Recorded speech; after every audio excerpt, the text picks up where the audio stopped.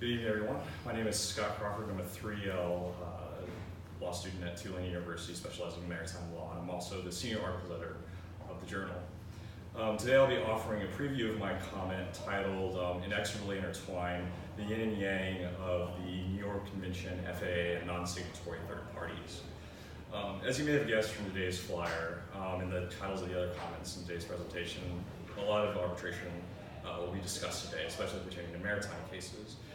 This extensive coverage of the FAA and convention makes my job a little bit easier, as I can just focus on really arbitration as it pertains to the enforcement of arbitral clauses and arbitration agreements between signatories and non-signatories.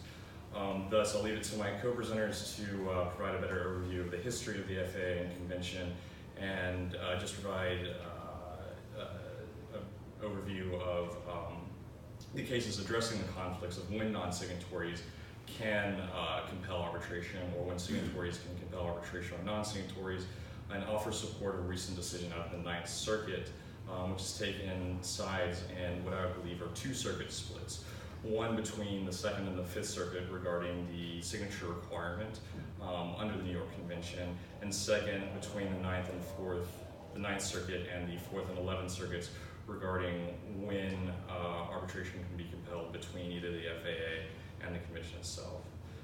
The idea for my comment was inspired in part thanks to the arbitration problem in this past year's John R. Brown Admiralty Moot Court competition, which covered the validity of foreign arbitral awards, where an arbitration agreement or an arbitration agreement in a Siemens employment contract may deprive either both foreign seamen and sometimes American seamen of U.S. remedies because of the choice of law and choice of forum clauses in those contracts.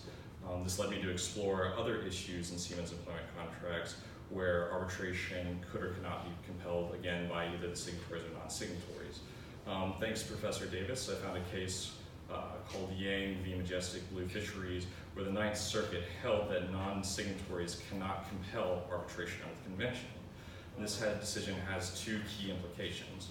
First, the court's decision solidifies a move by many other circuits in the adoption of the Second Circuit's interpretation of the signed by the parties requirement under the convention. Secondly, the Ninth Circuit also resolutely rejects what Judge Wynn described as a doctrinal sleight of hand by a non-signatory seeking to compel arbitration under the FAA if relevant state law, contract law, allows the litigant to enforce the agreement. The issues here are created in part by the grammatical structure of the language of the convention itself, and also partly by Congress in its drafting of the FAA and the legislation implementing the convention as well.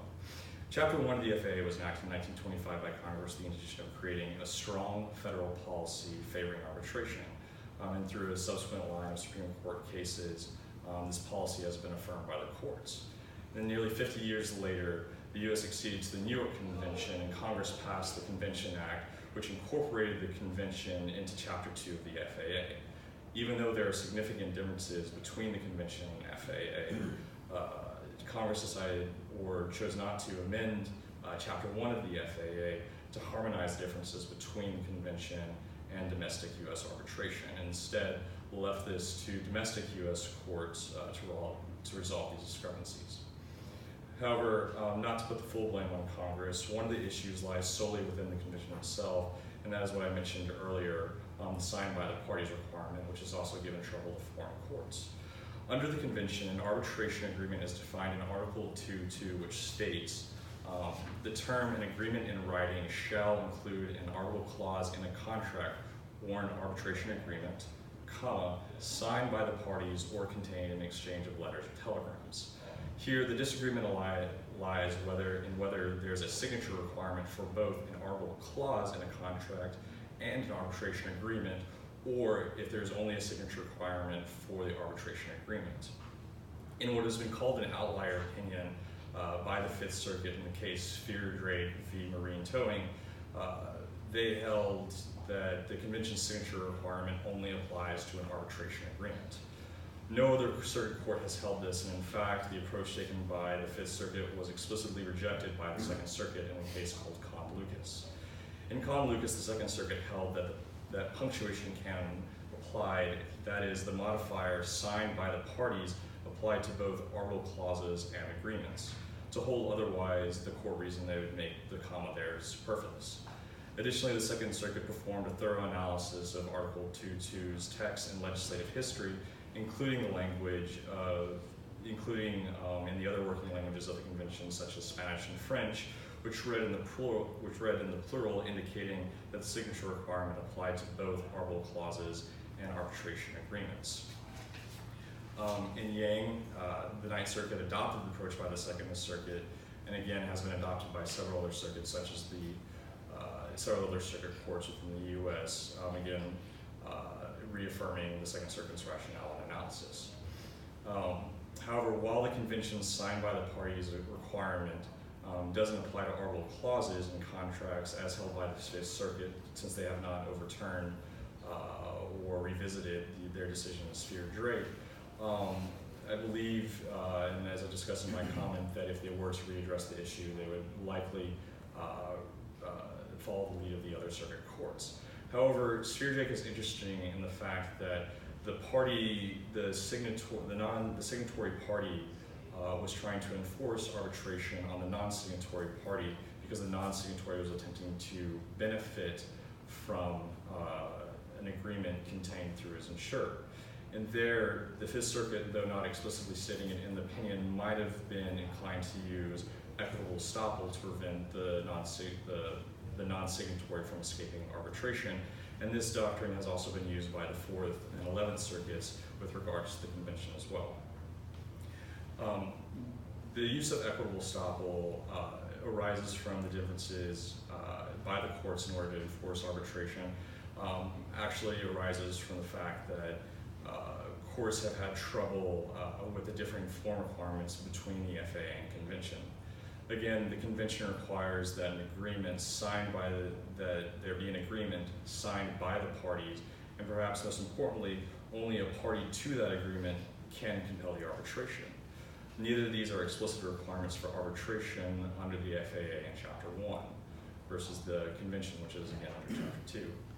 In Yang, the Ninth Circuit, the non-signatory there attempted to circumvent what the Ninth Circuit considered these higher requirements by importing previous Ninth Circuit's precedent that a litigant who is not a party to an arbitration agreement,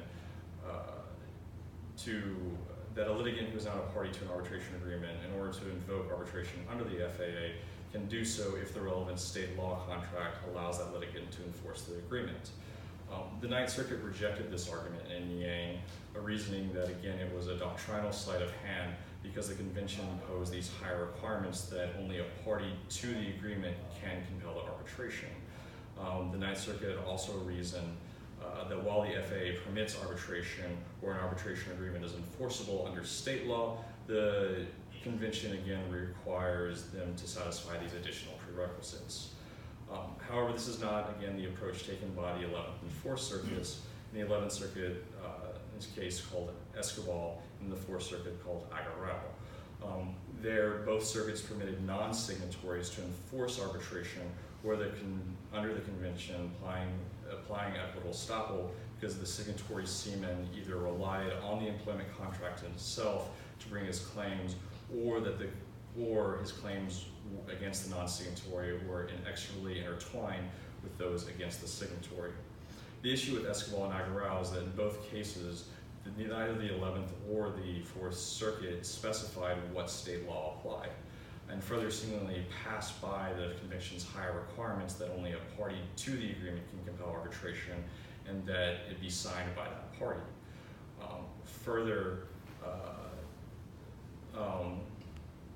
The opposite approach taken by the Ninth Circuit in Yang rejects these arguments and seemingly establishes a bright line rule that says a non-signatory cannot compel arbitration under the convention at all.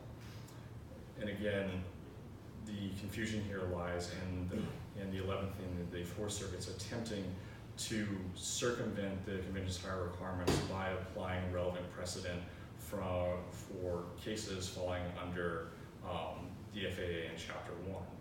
Now, recently, as I've become aware, through updates, the 11th Circuit has decided to adopt the approach taken by the 9th Circuit in stating that a signature is required and arbitration can only be compelled by the parties.